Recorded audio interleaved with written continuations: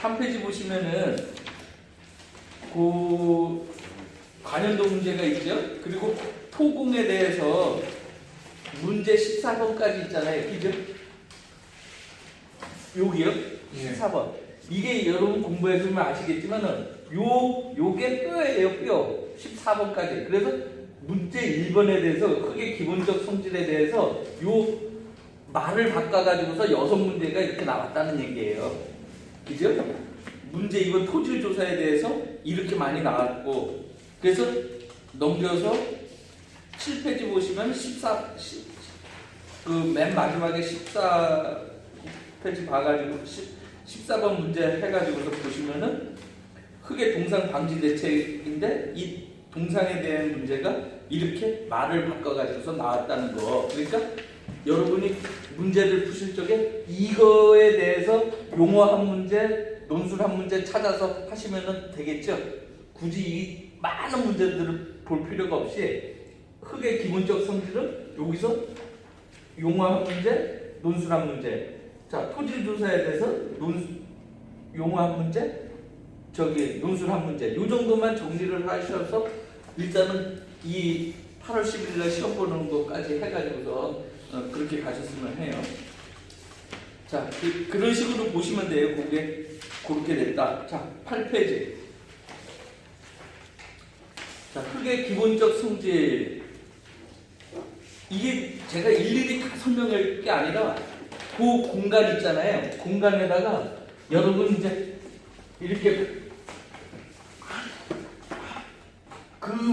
이 흙의 기본적 성질을 이렇게 한 다음에 여기서 본 다음에 그 공간에다가 나는 어떤 식으로 요약을 하겠다 해서 이렇게 좀 적어주세요. 1번 삼상 뭐 이런 식으로 그 공간에다가.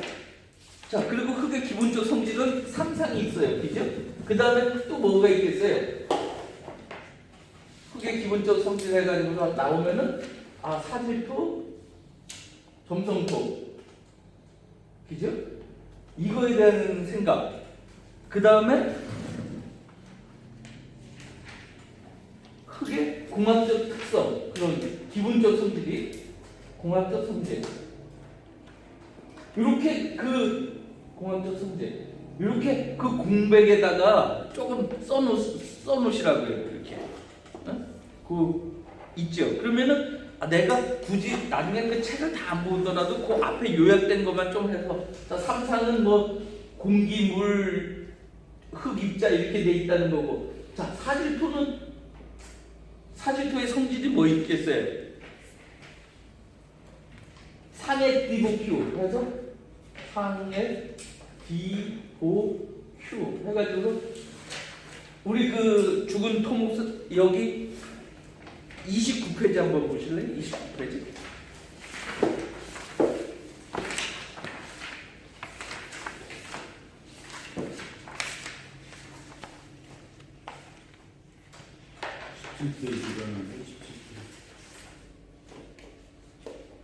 아, 17페이지인데? 예. 그렇죠. 17페이지. 그죠? 네. 페이지 17페이지 이렇게 써놓으란 말이에요. 사질토의 특성 하면은 상해 디보큐다. 그리고 얘 사질토는 우리가 다짐할 적에는 어떤 다짐으로 하냐면은 다약동이에요. 다짐공법, 약액주입, 동다짐 이렇게 다약동이에요. 그러면 다약동은 여기 페이지수로 우리 페이지 28페이지 한번 찾아봐요. 29페이지 한번 찾아보세요. 29페이지. 29페이지 죽은 토목 거기 한번 찾아보세요. 그러면 거기 다약동 있죠. 사질토 공법은 다짐할 적에 다짐 공법이 있고 그 다음에 약액주입이 있고 동다짐이 있단 말이에요. 그러니까 이랬고 점성토는 예스 아피리, 그죠? 이건 예스 아피리. 그래서 예민비, 지소트로피, 안멜치마, 히비, 미칭이잖아요. 이거는 몇 페이지에 있냐면 페이지 18페이지에 있어요. 죽은 토목시공기술사 18페이지에 한번 찾아보세요. 그 점성토의 특징 있죠? 네. 그 ESRPD 있고, 그 다음에 얘는 다질 적에 재치고 홍배란 말이에요. 재하중, 치환, 고결, 혼합, 배수 이런 식으로 뭐 연약 집안에서 그거를 한단 말이에요. 이거는 페이지 28페이지.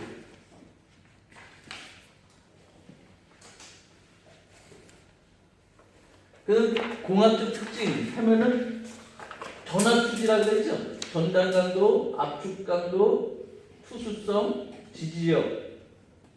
전달 강도, 압축, 투수, 지지력. 이게 다지는 목적이 된단 말이에요. 그죠? 뭐 다진공법이라든지 안밀공법의 목적이 된단 말이에요. 그래서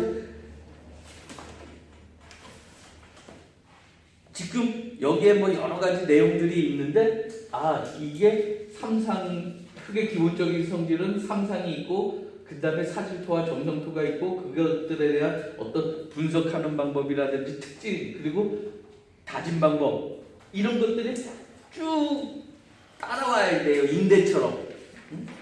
자, 그리고 공학적으로 하는 거, 이게 다짐의 목적일 수도 있고 안밀의 목적일 수도 있단 말이에요. 그래서 그렇게 되는 거. 그래서 흙의 기본적 성질에 대해서는 이제 쭉 보면 되시고, 자 10페이지에 에터버그 한 개 있죠. 그 3번 그림 그거는 좀 이해를 해주시고, 거기에다가 그 그림 옆에다가 PI는 LL-PL 이죠? 그리고 소성지수가 12 이 소성지수는 크면 좋아요, 나빠요? 크면 범위가 크기 때문에 찐덕찐덕하다는 거거든요. 그러니까 도로에서는 10 이하여야 되는 거예요. 10 이하 이렇게 소성지수가 그래야 된다. 그래서 그런 개념들. 자, 토질조사 11페이지에서 토질조사하면은 그 공란에다가 이거는 별표 2개를 해놓으세요. 그 토질조사에다가 별표 2개 해놓고, 왜 별표를 해놓으시냐면은 이게 공통된 답이에요. 조사 안 하는 시험은 없잖아요. 조사 안 하고 시공할 수 없잖아요. 그러니까 조사라는 것은 우리가 뭐든지 문제 쓸 적에 양념으로 칠 수 있다는 얘기예요. 자, 그럼 조사는 첫 번째 뭐가 있겠어요? 첫 번째 방법이 조사 순서.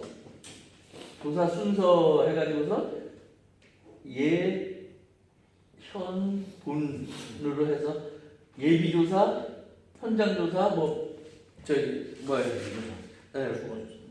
본조사, 추가조사, 예언문 이런 식으로 있는데, 요거에 대해서 페이지 수는 한번 페이지 26페이지라든지 21페이지를 그냥 적어 놓으시고 한번 제 책을 찾아서 같이 보시는다는 거예요. 그러면은 예비조사 때는 어떤 거, 그 다음에 현지조사 때는 어떤 거, 본조사 때는 어떤 거, 추가조사 때는 어떤 거 한다. 그 내용들이 있는 거예요. 이 책만 봐서는 또 이해가 잘 안 가는데 요지도 설명하고 요 책하고 같이 병행해서 고르시라는 얘기예요. 그러면은 이 책이 굉장히 좀 폭발력이 있구나 이런 생각이 드실 거예요. 자, 그 다음에 이게 이제 본조사, 예비조사 있고, 그 다음에 현지조사 같은 경우에 이제 뭐 민원이라든지 뭐 이런 것들이 있고, 우리가 본조사 같은 거 할 적에 좀 구분을 좀 하면은 어떤 실내 시험이 있고, 그 다음에 실외 시험이 있죠. 우리 실외 시험은 사운딩이라고도 많이 하죠, 그죠? 그래서 실내 시험은 주로 이제 토성 시험 해가지고서 뭐 감마티라든지 뭐 이런 것들이 이거란 말이에요. 감마티. 그 다음에 강도 시험, 전단 강도 뭐 이런 시험, 토강분해서 그 다음에 분석 시험, 입도 시험 해가지고서 뭐 이런 얘기들을 하죠. 토강분. 이것도 토강분 해가지고서 제 책 어딘가에 보면 있단 말이에요. 이거 한번 보시면 되고. 실외 시험은 사운딩이라고 그래가지고서 G보, S표, VG 이렇게 좀 적어 놓으세요. 그죠?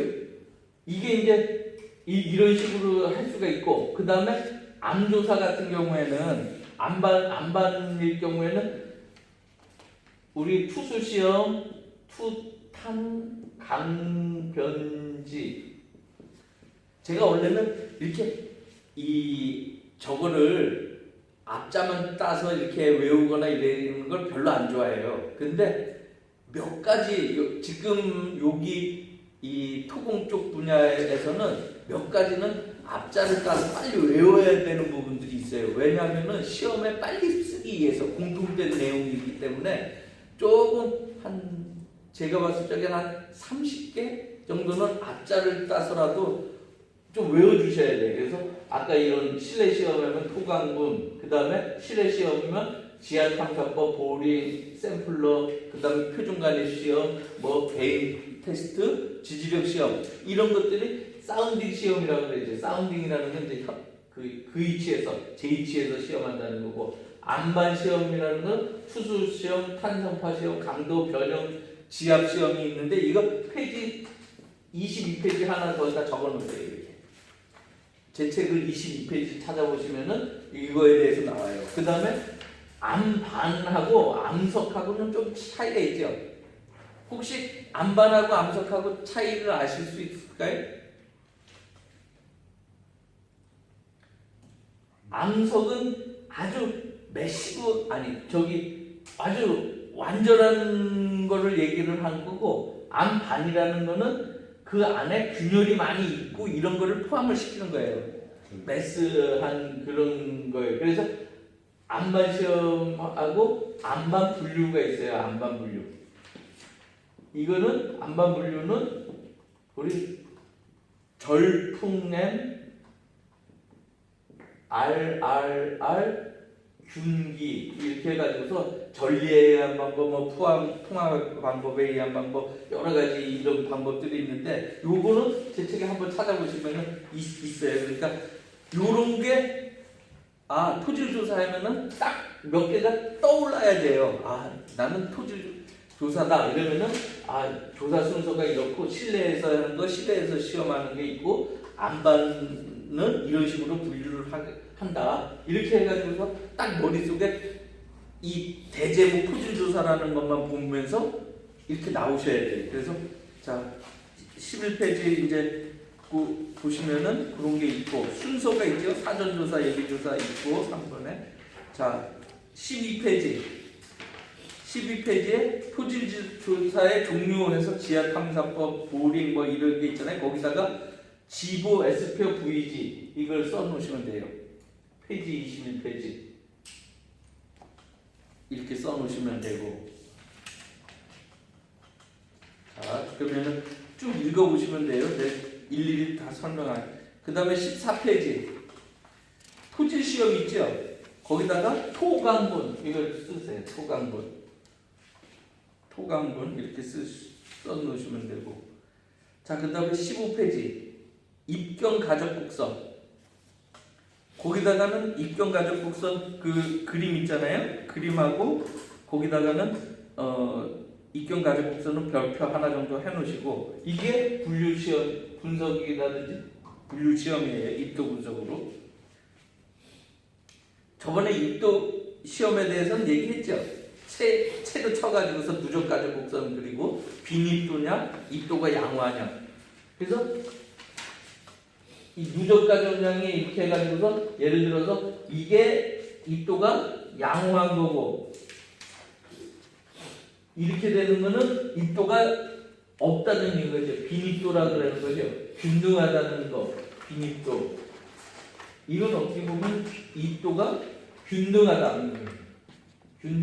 그 다음에 또 어떤 거는 이렇게 계단이 졌어요. 이거는 빈입도라 그래요. 어떤 거가 있고 어떤 거 없고 막 이런 식으로. 그래서 이런 식으로 해가지고서 입도 분석하는 이유는 뭐 유효 모형이라든지 뭐 이런 것들을 알기 위해서 하는 거예요. 그래서 보시면 되고 나머지는 그 설명을 보시면 돼요. 자, 16페이지 평판제화 시험. 평판제화 시험도 별표 좀 하나 정도 해놓으시고 그 평판제화 시험 옆에다가 하면 딱 떠오르는 거 뭐 있죠? 스케일 이펙트. 그죠? 딱 뭐든지 이제 지금부터는 딱 하면은 그거에 대해서 핵심적인 단어만 생각을 하셔야 돼요. 스케일 이펙트 아까 얘기했듯이요. 요게 B라고 그러면은 요 2B 정도만 영향을 평가를 받는 거예요. 근데 우리가 기초가 크다 보면은 이렇게 많이 하기 때문에 문제가 되는 거예요. 그래서 평판제화 시험의 문제점 하면은 이런 스케일 이펙트. 그 다음에 또 평판제화 하면은 좀 딱 현장에서 무슨 생각들이 떠올라요? 조금 더 이러면 이건 이제 이론적인 거고 현장에서 좀 접근을 한다면 평판제화 시험은 어떻게 하는 거예요? 뭐 저걸로도 할 수 있고 제하로 지금 여기처럼 16페이지처럼 그 중량물로 해서 할 수 있지만은 이렇게 반력으로는 안 하죠. 그러니까 주로 이제 만재된 덤프로 해가지고선 여기다가 잭킥을 넣어가지고서 이런 그림 같은 것도 사실은 좀 그려놓으시면 좋아요. 이렇게 제 책 어딘가에가 이렇게 그림 같은 게 있을 거예요. 만재된 한 거. 그래가지고서 이런 거 하잖아요. 그래서 이거는 이론적인 거 딱 쓰시면 되고 이제 이런 거를 작은 그림 같은 걸로 좀 그려놓으시면은 좋죠. 제 책 어디 있을 건데 한번 22페이지 한번 보실래요? 22페이지.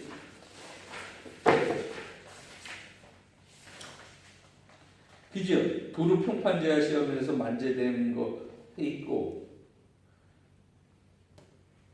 스케일 이펙트 여기 그림 있고요. 근데 이런 거 할 적에 좀 주의할 사항이 뭐예요?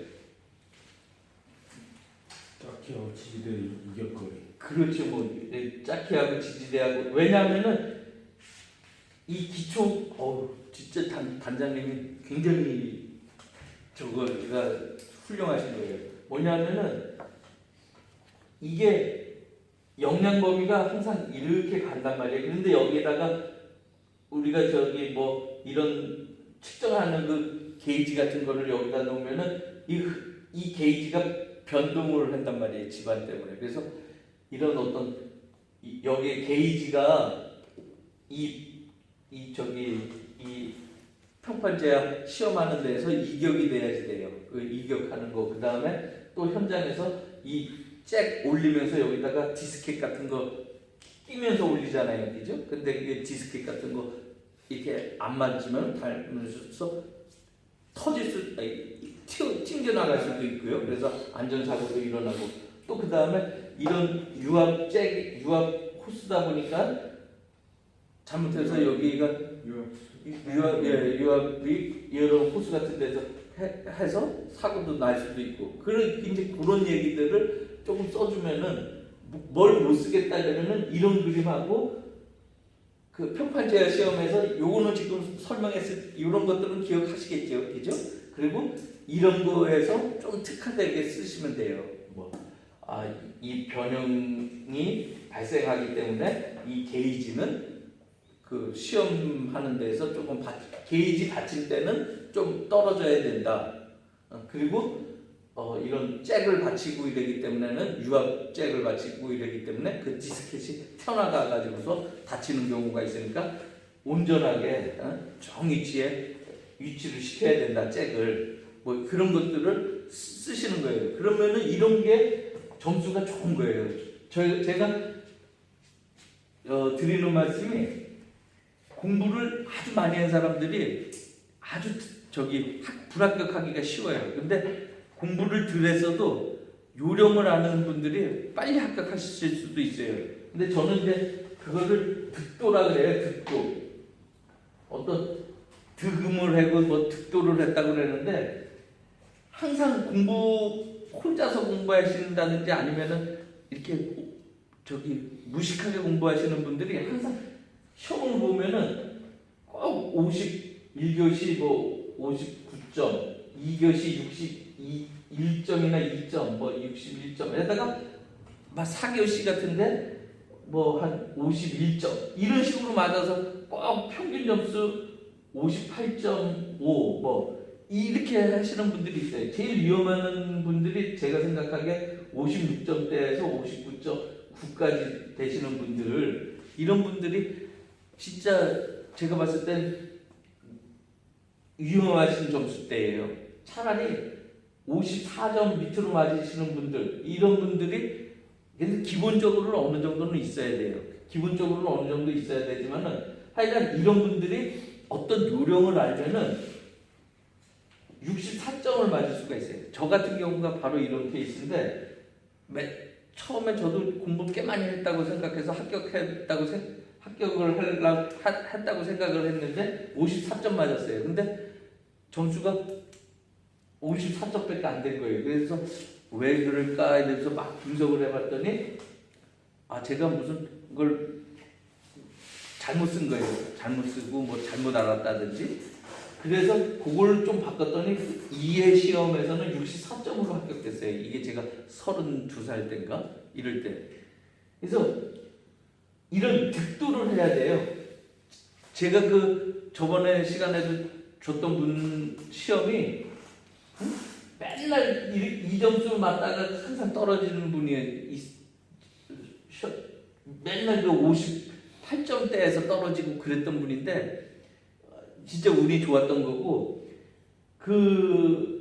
저는 어떻게 보냐면은 1교시 점수가 1교시 요번에 시험 보시고 꼭 분석하시고 복기를 꼭 하세요. 그래서 1교시 점수는 사실 자기 점수예요. 그래서 57점 이상이 나와야 돼요.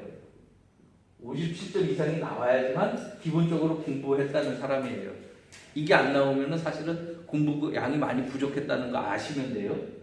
그 다음에 1교시가 2, 3, 4교시에서 이제 이렇게 점수를 맞으셔야 되는데 하여간 57점, 1교시가 57점 안 됐다는 분들은 공부를 많이 하셔야 된다는 얘기고, 그 다음에 이게 뭐 61점 뭐 이렇게 맞는 것도 좋지만은 하여간 어느 한 과목에서 70점대가 이상이 되는 점수가 있어야 돼요.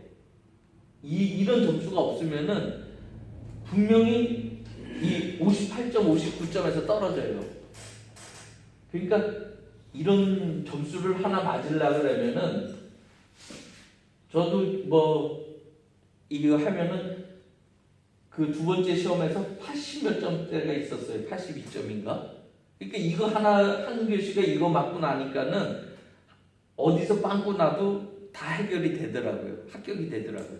이 82점 맞는 이런 득도를 하셔야 돼요. 이게 남들보다 조금 차별화되는 점수들, 그래서 그런 것들을 조금 맞으셔야 되는데, 이런 얘기들, 그리고 여기서 얘기했던 농담처럼 했던 얘기들, 이런 것들을 좀 잘 기억하셨다가 자기 나름대로 정리를 하셔야 돼요. 그리고 현장에서도 일을 하시면서도 내가 저걸 답안지를 어떻게 써야 되겠다. 뭐 예를 들어서 관 추진을 하셨다든지 이랬을 적에 관을 추진을 하면서 그럼 뭐 예를 들어서 한번 그래봐요. 우리 뭐 하수 파이프를 묶는데 유의할 추진공법을 할 때 유의할 사항을 쓰시오. 늘 공사하시는 분이 우리 팀장님 같은 경우에 뭐 추진공법 할 때 유의할 사항이 뭘까요?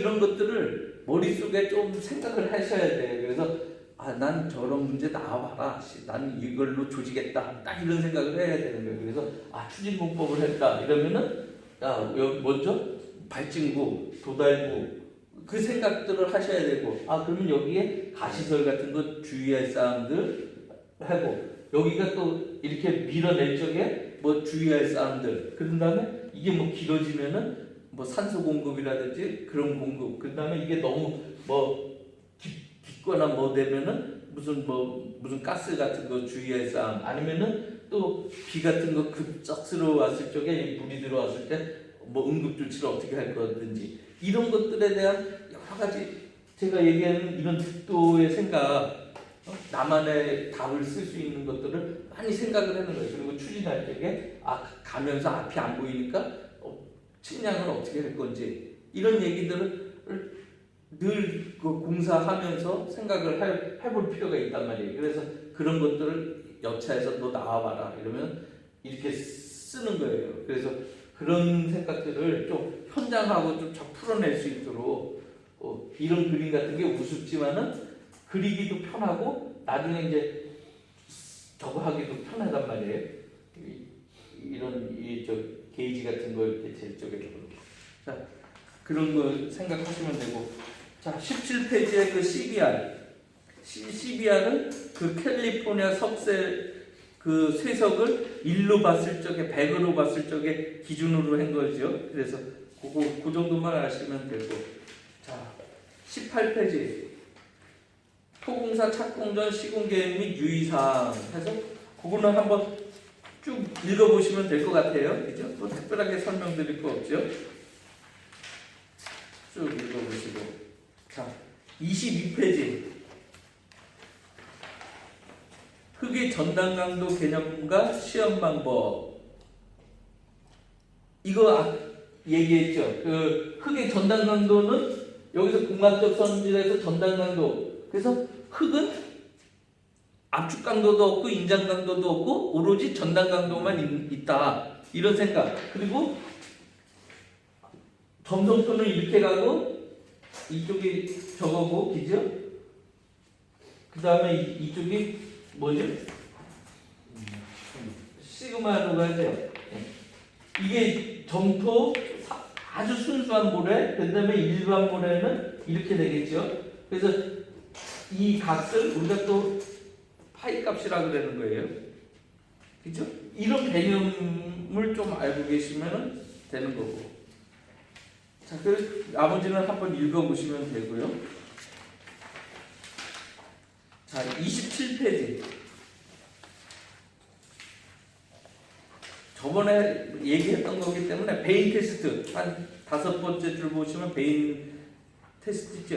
베인 테스트 하면은 무슨 생각하시라 그랬죠? 베인 테스트 뭐 생각나세요? 제가 얘기한 것 중에 간접적으로 예민비를 측정한다. 예민비 그죠? 센스티브 예민비가 이게 뭐예요? 비교란 때 강도, 비교란 때 강도, 교란 때 강도 그거란 말이에요, 그죠? 베인 콘을 집어넣고 베인 콘을 땅 속에다가 이렇게 집어넣고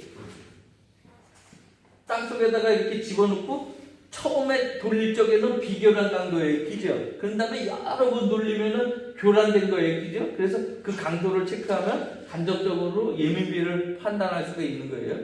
그래서 그런 얘기. 예민비가 크면 좋아요, 안 좋아요?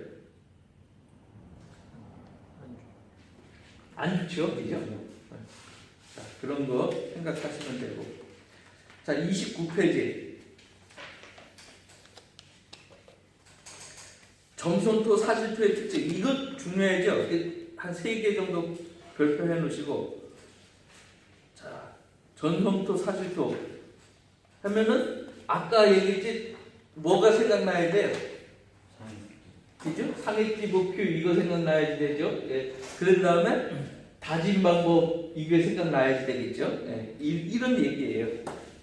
자 그래서 그 29페이지에 점성토의 특성 해서 있죠. 거기다가 yes 앞비리 활 이렇게 써놓으세요. yes 앞비리 활 그게 있는 거예요. 그 다음에 31페이지 사질토의 특성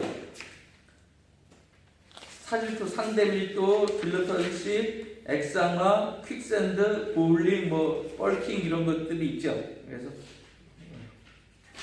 고기 중간 쪽에 뻘킹이라고 있죠. 뻘킹.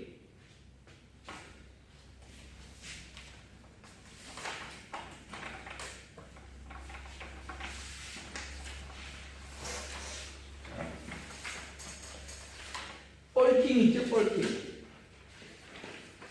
뻘킹 하면 딱 생각나는 거 뭐 있다 그랬죠? 생각 안 나나요? 이렇게 입자가 있는데 여기 물이 이렇게 있어서 얘네들이 잡아당기는 역할을 해죠. 이 그림이 제 죽은 토목 시공사, 죽은 저 토목 기술 살리기 거기에 있어요. 이렇게 해서 겉보기 점착력이 생긴다 그랬죠. 겉보기 점착력. 그러니까 우리가 대사를 다 외우려고 그러면은 영화 보다가 대사를 다 외우려고 그러면은 끝도 없어요, 그죠? 할 수도 없어요. 그런데 대사의 내용들만 대충 알면은 어느 정도 흐름을 알잖아요. 그래서 이 뻘킹 하면은 딱 겉보기 점착력 이 생각이 드셔야 되고, 왜 제가 100년도에 자연공황 활주로가 있다고 그랬죠. 그게 모래 지방이지만 힘이 없지만은 물이 살짝 들어오면은 거기 점착력이 생겨서 비행기가 뜨고 지고 할 수가 있고, 그런 다음에 콘크리트 우리 배합 설계할 때 중량 부피로 하면 안 되고 중량 배합으로 한다는 얘기예요. 그래서 뻘킹 하면은 겉보기 점착력이 생기는 거고, 물 때문에 이 사질표에서. 그 다음에 백령도에서 그런 백령도에서 자연공황이 생기고, 그 다음에 콘크리트에서 우리가 시멘트라든 골재를 중량 배합하는 이유가 되는 거예요. 중량 배합. 그 다음에 또 뻘킹 하면서 생각나는 게 물다짐을 해가지고서 이 나중에 없애가지고서 점착력을 없애가지고 완전히 눌러줘야 된다. 이제 이게 물이 살짝 있을 때 이러는 거예요. 그러니까 물이 이제 완전 포화를 시키면은 이게 떨어져서 부피가 줄어드는 거예요. 얘는 이 물이 들어가면서 부피가 커진 거예요. 뻘킹이라는 게. 그러면서 겉보기 점착력이 생기는 거예요. 이런 거 이렇게 끌어내셔야 되는 거예요. 이렇게. 그리고 이게 제 책 어딘가 있어요. 그죠? 이런 내용들이 좀. 그래서 보시라는 얘기예요. 여기는 지금 한 줄밖에 안 됐지만은 이런 얘기들이 있다는 거 보시고 같이 병행해서 보시라는 게, 책이 아주 잘 됐어요. 이 책하고 같이 보기가. 자, 33페이지. 흙의 다짐. 이것도 세 개. 아주 중요한 거죠. 자, 1번. 흙의 다짐. 거기 공간 요렇게 저처럼 요렇게 한쪽 공간에다가 이렇게 해서 딱 한번 다짐하면은 맨 처음에 뭘까요? 1번이 딱 떠오르는 게 정의, 그죠? 정의.